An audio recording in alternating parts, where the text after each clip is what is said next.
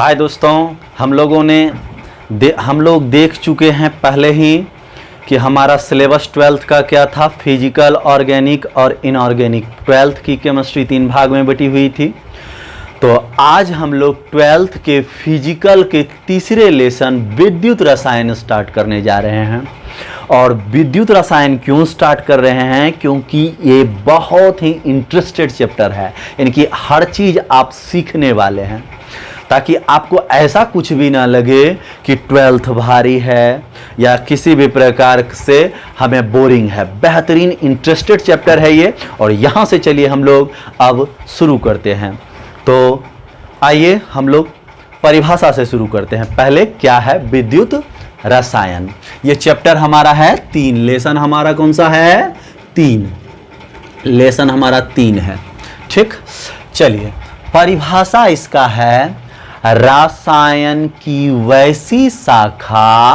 वैसी शाखा जिसमें विद्युत ऊर्जा एवं रासायनिक ऊर्जा के परस्पर संबंध परस्पर मतलब एक दूसरे के संबंध का अध्ययन करते हैं। क्या कहलाता है?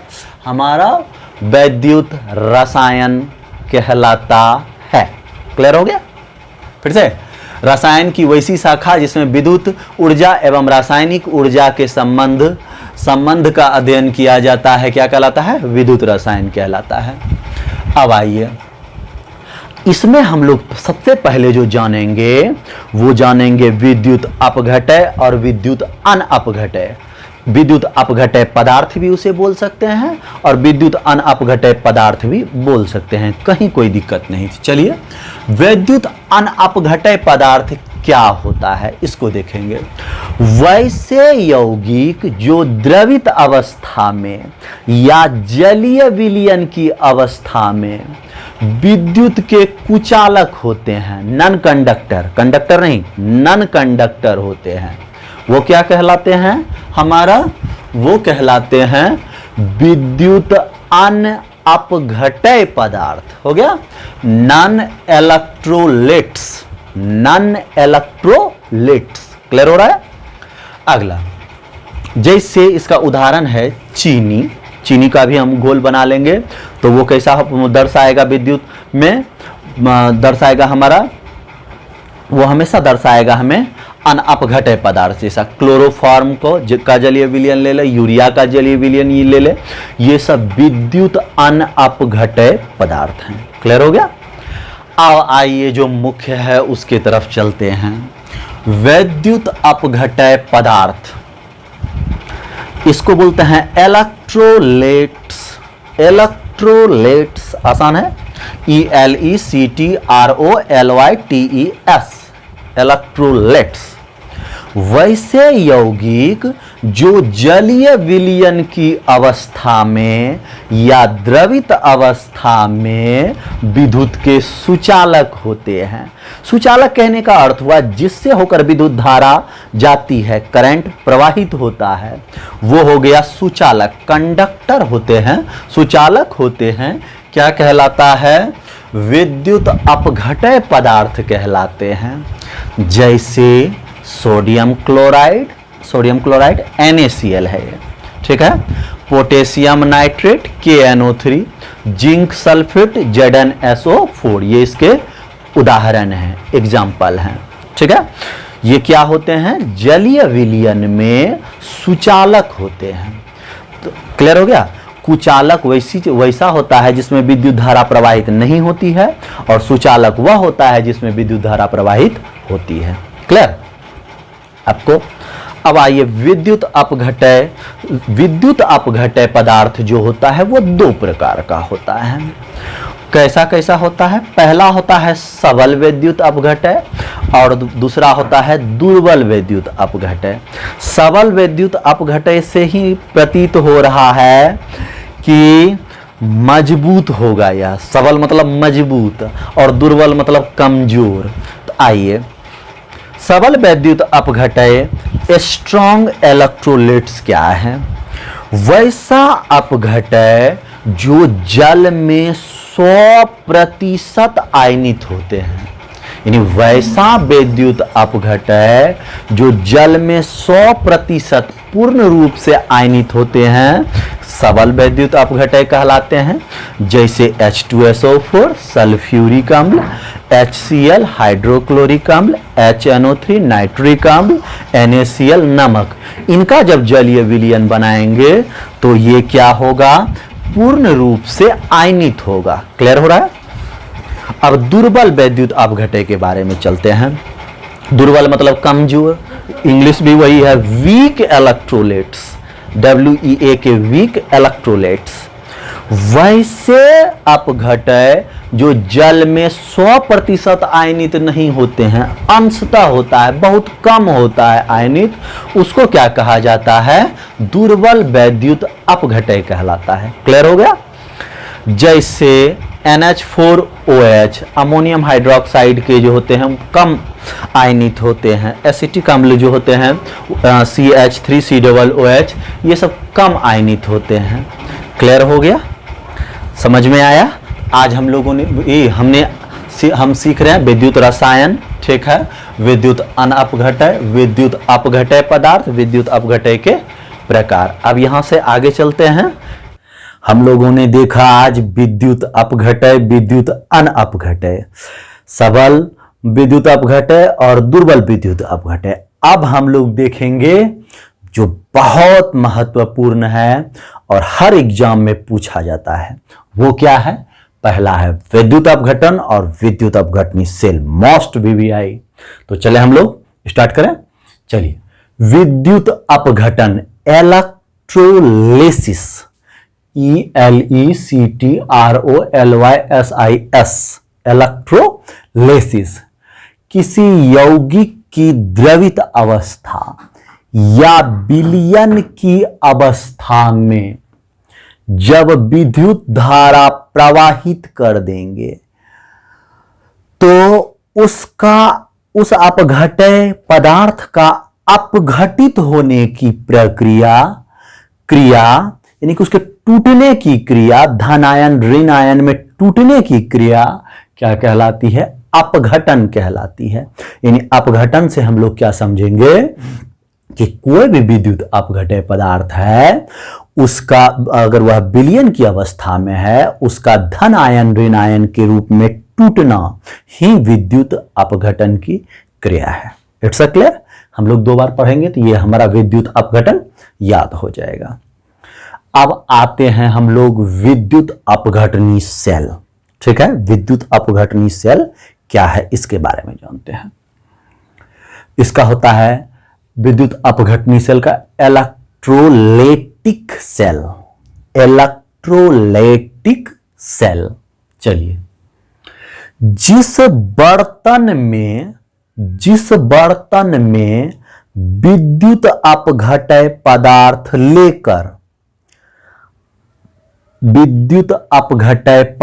लेकर अभिक्रिया संपन्न कराई जाती है, उसे क्या कहा जाता है, अभिक्रिया या क्रिया संपन्न कराई जाती है, उसे विद्युत अपघटनी सेल कहा जाता है। जिसे ये पूरा बर्तन जो है, जिसमें अभी हम लोग विद्युत अपघटय डालकर क्रिया कराएंगे, ये विद्युत अपघटनी सेल कहलाएगा। ये बर्तन विद्युत अपघटनी सेल कहलाएगा। चलिए, तो हम लोगों ने एक बर्तन ले लिए, यहां पर हमारा पूरा का पूरा बर्तन है। बर्तन में हमने विद्युत अपघटय डाल दिया। अब विद्युत अपघटय में हम कुछ भी डाल सकते हैं। मान लीजिए NaCl नमक डाल दिए, H2SO4 डाल दिए, HNO3 डाल दिए, जो मुझे लगा हमने वो डाला, ठीक है। तो डाल दिए, मान लीजिए हमने इसमें नमक डाले हैं और इसमें विद्युत प्रवाहित करके देखेंगे। और ये 2 धातु की प्लेट या छड़ डाले हैं, ठीक है, जिसमें एक है एनोड और दूसरा है कैथोड। इस धातु की प्लेट या छड़ को क्या कहते हैं, इलेक्ट्रोड कहते हैं। ये दोनों इलेक्ट्रोड हैं, ठीक है। इसमें से जिस पर धन वाला चिन्ह है, ये प्लस है, वो एनोड है, और दूसरा है जिस पे माइनस वाला चिन्ह है, वो कैथोड है। It's clear. आइए, और ये हमारा विद्युत अपघटय पदार्थ है। अब यहां से चलिए, सबसे पहले हम लोग क्या करेंगे, बर्तन ले लिए, ठीक है, इसमें आप घटे डाल दिए। इसके बाद धातु के 2 प्लेट या तार को डुबा दिया जाता है। तो ये धातु का प्लेट है या तार, इसको जो भी बोले, इसको डुबा दिया जाता है। इसके बाद जिन्हें इलेक्ट्रोड कहते हैं, इन दोनों को क्या कहते हैं, इलेक्ट्रोड कहते हैं। इलेक्ट्रोड को बैटरी के ध्रुव से जोड़ा जाता है।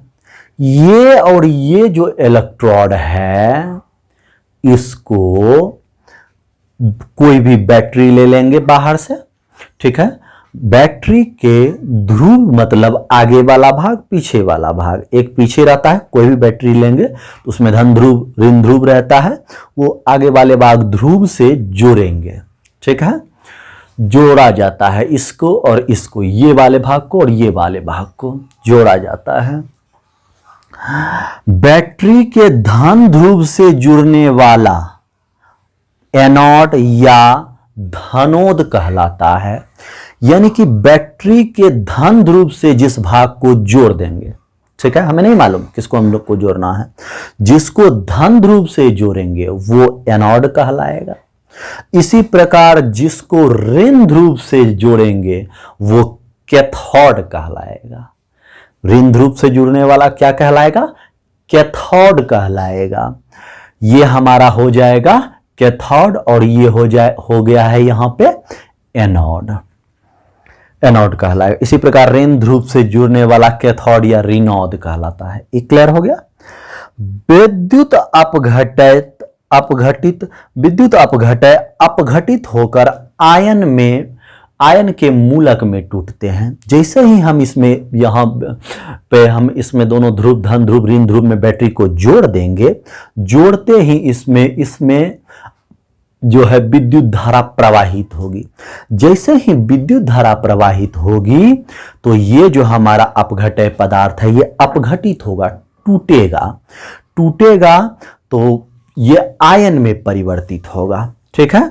इसी आयन को आयन या मूलक कहते हैं। क्लियर हो रहा है। आइए, अच्छा, अपघटित होकर आयन में टूटते हैं। धन आवेश से युक्त कण धन आयन कहलाते हैं और ऋण आयन से युक्त आवेश ऋण आयन कहलाते हैं। तो जिस परमाणु पर धनावेश रहेगा वो हमारा धनायन होगा और जिस पर ऋण आवेश रहेगा वो हमारा क्या होगा, ऋण आयन होगा। क्लियर हो रहा है। धन आयन एवं ऋण आयन में क्या होता है, टूटता है। क्लियर हो गया। जिस पे धन आवेश रहेगा वो धन आयन और जिस पर ऋण आवेश रहेगा ऋण आयन। अब आइए सब नीचे, ठीक है, क्लियर। विद्युत धारा प्रवाहित करने पर धन आयन पर, विद्युत धारा प्रवाहित करने पर धन आयन कैथोड पर, ठीक है, धन आयन जो है यहां से निकल के कैथोड पे जमा होता है, ठीक है। विद्युत धारा प्रवाहित करने पर कैथोड पर मुक्त होता है, जबकि ऋण आयन एनोड पर। यानी कि ऋण आयन जो होगा वो प्लस की ओर प्रवाहित होगा, आकर्षित होगा और एनोड की तरफ, और धन आयन जो है वो कैथोड पर प्रवाहित होगा, यानी उसकी ओर आकर्षित होगा। इसीलिए हम लोगों ने पढ़ा विद्युत धारा प्रवाहित करने पर, जैसे ही इसमें विद्युत धारा प्रवाहित करेंगे धन आयन कैथोड पे मुक्त होगा। धन आयन दिखा रहा है यहां, यह है एनोड, इस पे धन का चिन्ह है, लेकिन धन आयन कहां मुक्त होगा, जाके ऋण आयन वाले पे। क्यों? क्योंकि आवेश जो होता है उसी ओर संचरण करता है जिस ओर उसका अपोजिट आवेश हो, यानी विपरीत आवेश हो। तो विपरीत आवेश हमारा कैथोड की तरफ है, तो हम इसलिए हुआ कैथोड पर मुक्त होगा, धन आयन कैथोड पर मुक्त होगा, जबकि ऋण आयन एनोड पे मुक्त होगा।